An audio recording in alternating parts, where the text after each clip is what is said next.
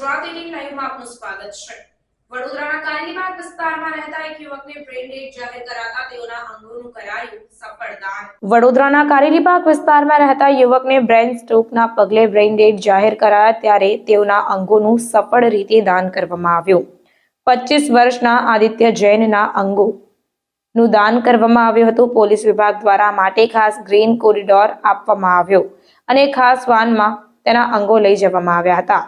યુવાન CS નો અભ્યાસ કરી રહ્યો હતો અને તે માટે તે ખાનગી કંપનીમાં ટ્રેનિંગ લઈ રહ્યો હતો, જ્યાં 4 દિવસ અગાઉ તેની કંપનીમાં તબિયત લથડી હતી, જેથી તેને ખાનગી હોસ્પિટલમાં સારવાર અર્થે દાખલ કરવામાં આવ્યો, જ્યાં તેની સર્જરી કરવામાં આવી હતી, જે બાદ તે હોસ્પિટલમાં જ સ્વાસ્થ્ય થઈ રહ્યો હતો। તે દરમિયાન તેને બ્રેઇન સ્ટ્રોક આવતા તેની તબિયત અચાનક લથડી, જેથી તબીબે તેને બ્રેઇન ડેડ જાહેર કર્યો। એકનો એક દીકરો આ સ્થિતિમાં આવી જતા પરિવારના માથે આભ તૂટી પડ્યું હતું। દીકરાની ઈચ્છા મુજબ તેના ઓર્ગન ડોનેટ કરવાનો નિર્ણય પરિવાર દ્વારા લેવામાં આવ્યો। 21 વર્ષની ઉંમરે જ આદિત્યએ અંગદાન કરવાનું જણાવ્યું હતું। મરણ જનાર આદિત્ય જૈનને ઓફિસમાં કામ વખતે સ્ટ્રોક આવ્યો હતો, જેથી આદિત્ય જૈનના કિડની અને લીવરના અંગદાન પ્રક્રિયા હાથ ધરવામાં આવી, જેમાં કિડની સુરત અને લીવર અમદાવાદ મોકલવાની તજવીજ હાથ ધરવામાં આવી। આ માટે ખાસ પોલીસ વિભાગ દ્વારા ગ્રીન કોરિડોર આપવામાં આવ્યો હતો। કટ્ટણ હૃદયના માનવીને પણ પીગળાવી દે તેવી આ ઘટના હતી, જેથી પરિવારની સાથે તબીબ પણ પોતાના આંસુ રોકી શક્યા ન હતા। પ્રેમાળ અને ખુશાલ સ્વભાવ, એકનો એક દીકરો જતો રહેતા પરિવારમાં ગમગીની છવાઈ હતી।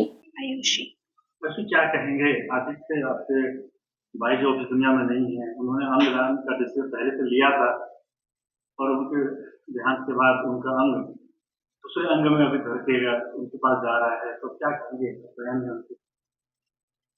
भैया मेरे से मेरे भाई तो हैं, बट मेरे कोई बड़े भाई नहीं है, सिर्फ भैया ही थे और मुझे ये आगे ध्यान रख नहीं सकता। बाकी जैसा भैया का नेचर था वो कभी ऑफ कोर्स वो तो चाहिए, वो तो मुझे पता था कि वो तो ऑफ कोर्स डोनेट करते ही, मतलब कि सबसे ज़्यादा जेनरस और बहुत केयरिंग थे। उन्हें पूरी रिस्पॉन्सिबिलिटीज दी हुई थी। कितना मुश्किल ये डिसीजन जो लेना ऑर्गन डोनेट करना होता है, कितना मुश्किल डिसीजन?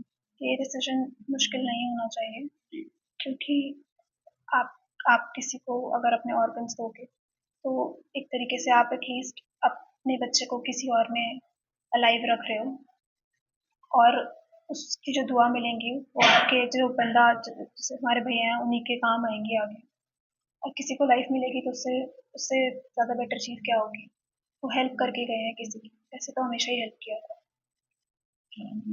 आयुष मेरा एक ही बेटा है और उसको ब्रेन हार्ट अटैक आया, उसके बाद ब्रेन उसका खड़े तो कंटिन्यू उसमें उसका ब्रेन डेड हो गया, और उसके बाद उसका कोई लाइफ बचा ही नहीं। क्या डिसीजन लिया था? कैसे बात किया? जो डॉक्टर ने डिसाइड किया उसके बाद में परिवार ने क्या डिसाइड किया? ब्रेन डेड हो गया था उसका, उसके बाद हमने 48 घंटे उसको देखा था कि शायद कुछ चमत्कार या कुछ हो जाए, पर कुछ भी नहीं। उसके लंग्स भी खराब हो गए थे, हार्ट भी उसका नहीं था, ब्रीथिंग नहीं था, तो फिर डिसीजन तो क्या है, भगवान का आगे तो कोई डिसीजन नहीं। फिर हमने कहा ठीक है, उसकी इच्छा थी कि ऑर्गन्स डोनेट करने, तो हमने ऑर्गन्स डोनेट कर। बेटा तो नहीं, लेकिन बेटे के जो ऑर्गन जिस तरह से आपने डोनेट किए करके समाज को नहीं रहा, ये क्या कहेंगे इस बारे में? बस ऐसे ही सबको अपने बच्चे का, अगर कोई छोटी उम्र में जाता है बच्चा, तो अपने ऑर्गन्स देने चाहिए जिससे दूसरे की जान बच सके, ये अच्छी चीज़ है। એની ઓફિસમાં લંચ કરીને વોશરૂમ ગયેલો, વોશરૂમથી બહાર આવ્યા પછી એ અનકોન્શિયસ થઈ ગયો, અને અનકોન્શિયસ થયા પછી એના કલીગ્સ છે એ નરહરી હોસ્પિટલમાં લઈને આવ્યા। ત્યાં ડાયગ્નોઝ થયું કે એને સિવિયર એટેક આવ્યો છે। સિવિયર એટેક આવ્યા પછી એમને નક્કી કર્યું કે કોઈ બી હાર્ટ કેરમાં લઈ જાઓ। અમે બેન્કર્સમાં એમને લઈને આવ્યા। બેન્કર્સમાં આવ્યા પછી MRI અને CT સ્કેનના રિપોર્ટમાં ખબર પડી કે જે તમારો હાર્ટનો ક્લોટ હતો એ બ્રેન સ્ટેમમાં જતો રહ્યો છે, અને ત્યાંથી પછી એ સર્જરી કરવામાં આવી, ક્લોટને કાઢવામાં આવ્યો। 2 દિવસ પછી એને કોન્શિયસ બી થયો, રિકોગ્નાઇઝ કર્યા બધાને, બધા એની મમ્મીને, એના પપ્પાને, બધાને, અને 2 દિવસ પછી 25મી તારીખે પાછો એક સિવિયર સ્ટ્રોક આવ્યો એને, જેનાથી આખું એનું બ્રેઇન ડેડ થઈ ગયું, લંગ્સમાં પાણી ભરાઈ ગયું અને પછી કદી ઊભું ના થયું. શું પરિવારે શું નિર્ણય લીધો દીકરા માટે? પરિવારે નિર્ણય એ લીધો કે જે છોકરાની ઈચ્છા હતી શરૂઆતથી કે હું જ્યારે બી કરીશ, જ્યારે બી મારું આવું થશે ત્યારે હું ઓર્ગન ડોનેટ કરીશ. એ ડિસિઝન એનું જે હતું એ અમે લોકોએ લીધું અને જે બી થયું એ બીજાના છોકરાઓમાં કે જેમાં બી રેસિપિયન્ટ હશે, જેમાં બી એ અંશુની અમને આદિત્યની એ દેખાશે, છબી દેખાશે અને એને બ્લેસ્ડ કરીશું કે આ બહુ લાંબી ઉંમર જીવે. તેમ નિર્ણય તો બહુ કઠણ હૃદયથી આપણે લીધો છે. ખૂબ ભગવાનના ઘરે ખૂબ સારો નિર્ણય છે. લોકોને પણ ઓર્ગન ડોનેટ માટે આપ શું કહેશો? હું તો બધા પેરેન્ટ્સને એક જ વસ્તુ કહેવા જાઉં છું કે આમાં કશું થતું નથી. ઓર્ગન ડોનેટ કરવા જોઈએ. જ્યાંથી જે કે બિચારા એકદમ ક્રિટિકલ છે, જે સિવિયર છે, જેનાથી તમારા ઓર્ગનથી જેની જાન બચી શકતી હોય તો એવા ડિસિઝન બધાએ લેવા જોઈએ. આમાં કોઈ હાર્ડનેસ નથી, હાર્શ નથી. તમારા ડેથ થયા પછી કોઈ કામનું છે નહીં, તો ઓર્ગન બીજાની જો જિંદગી આપી શકતા હોય તો એ સ્ટેપ 100% લેવો જોઈએ. અવેર થવું જોઈએ, બધાએ જાગૃત થવું જોઈએ. Sanjeev Jain. Good morning. I'm Dr. Parul Mankar from Parul Mankar Group of Hospital. આજનો મામલો એ છે કે એક સુખ અને દુઃખ બે ઘટનાઓ આજે છે. અમારા પેશન્ટ 25 વર્ષનું આદિત્ય જૈન કે જેને બ્રેઇન ડેડ થયું હતું, એના રિલેટિવે અને એને પોતે એક ખૂબ જ પ્રશંસનીય કામ કર્યું છે કે એમને જ્યારે એમનું બાળક આજે દુનિયામાં નથી રહ્યું ત્યારે બાળકના અંગોનું દાન કર્યું છે. આદિત્ય હવે આપણી વચ્ચે નહીં રહે, પણ આ જે અંગો છે એને 4 માણસનું જીવનદાન મળશે. 4 વ્યક્તિઓ એક નવું જીવન ચાલુ કરી શકશે અને એ દ્વારા આદિત્ય આપણી બધાની વચ્ચે રહેશે. આ દેહ તો હવે અગ્નિ સંસ્કાર કરીને કે કોઈ પણ રીતે એનું અસ્તિત્વ તો જતું જ રહેવાનું છે, પણ આ એના પેરેન્ટ્સ અને એનું પોતાનું અદ્ભુત ડિસિઝન છે કે આ એક સેલ્ફલેસ ડિસિઝન છે કે ભલે હું નથી પણ મારા અંગો હું કોઈને આપીને મદદરૂપ થઉં.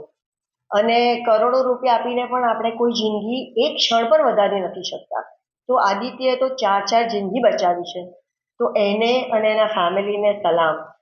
આદિત્ય જેવો બાળક કે જેને 22 વર્ષની ઉંમરે જ નક્કી કર્યું હતું કે હું પણ ડોનેટ કરીશ, હું પણ મારા અંગ બીજાને આપીશ, એ પ્રશંસનીય છે અને અનુકરણનીય છે. આપણે બધાએ પણ એવું પ્લેજ લેવું જોઈએ કે જો આપણને કંઈ થાય, ભગવાન કરે ને આપણે કાંઈ ના થાય, પણ કોઈ સંજોગ ઊભા થાય ને આપણે બ્રેઇન ડેડ થઈએ તો આપણે પણ આવી રીતે મર્યા પછી પણ મદદરૂપ થઈ શકીએ. બીજી 2 વાત ખાસ કહેવાનું મન થાય છે કે મને બહુ જ માન થાય છે બેન્કર્સની ટીમ પર કે કાલ સાંજે જ્યારે આદિત્યના રિલેટિવે નક્કી કર્યું કે અમે ડોનેટ કરી રહ્યા છે અંગો, ત્યારના લોકો દિવસ રાત કામ કરી રહ્યા છે. બહુ જ બધા રિપોર્ટ અપલોડ કરવાના હશે, ઇન્વેસ્ટિગેશન કરવાના હશે, કન્ટિન્યુઅસ સંપર્કમાં રહેવાનું હશે અને આ એક સેલ્ફલેસ કામ છે. આ એમની ડ્યુટીમાં નથી આવતું, છતાં પણ લોકો આનંદથી કરી રહ્યા છે. એટલે માનવતા તો દરેકમાં છે, સારું કાર્ય દરેકને કરવું છે. બીજું એક ઇમ્પોર્ટન્ટ વાત કંઈ સોટા ગવર્મેન્ટ દ્વારા જે ઓર્ગન ડોનેશન ડ્રાઈવ ચાલે છે એની એસઓપી, એનું પ્રોટોકોલ એકદમ સરસ છે અને એકદમ હેલ્પફુલ છે. અમને પણ એ લોકો ગાઈડ કરી રહ્યા છે અને આમ આપણે જોશો તો હમણાં ગ્રીન કોરિડોર પણ બની ગયો છે, હાર્વેસ્ટ કરવા માટે ટીમ્સ પણ આવી ગઈ છે.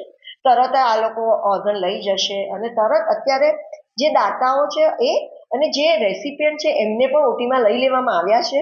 એટલે જ્યારે આ લીવર જશે એટલે તરત જ 2 જણને લીવર ટ્રાન્સપ્લાન્ટ થઈ જશે, કિડની પણ તરત ટ્રાન્સપ્લાન્ટ થઈ શકે, which is a great thing. આ ઇનિશિયેટિવમાં આપણે બધાએ ભાગ લેવો જોઈએ અને વન્સ અગેન હું પણ એવું પ્લેજ લઉં છું કે હું ના હોઉં ને ભગવાન કરે મારું પણ બ્રેડ ડેડ થાય તો હું મારા રિલેટિવને કહીશ કે મારા જે પણ અંગો કોઈને પણ હેલ્પ થવામાં જરૂર હોય તો આપે. જય હિન્દ. કઠણ હૃદયના માનવીને પણ રડાવી દેવી ઘટના છે. મેડમ પણ આજે પોતાના હાથમાં આરોગ્ય ખરેખર એક હોનહાર બાળક કે જે આટલું બધું ભણેલો ગણેલો છે, જે આટલું હેલ્પફુલ છે, જેને ભવિષ્ય જોયું જ નથી, એના કેટલા સપના છે, કંપની સેક્રેટરીના રિઝલ્ટની રાહ જોવે છે, એના મમ્મી પપ્પાના આંખનો એ તારો છે અને એ જ્યારે આ જગત છોડીને જતો રહે તો કોને દુઃખ ના થાય. આજે અમારા આખા હોસ્પિટલમાં એકદમ શોકમય વાતાવરણ છે કે છેલ્લી ક્ષણ સુધી બધાને એવું હોય કે આપણે હેલ્પ કરીએ. ખરેખર ભગવાન કરે ને આવો દિવસ કોઈના માટે ના આવે.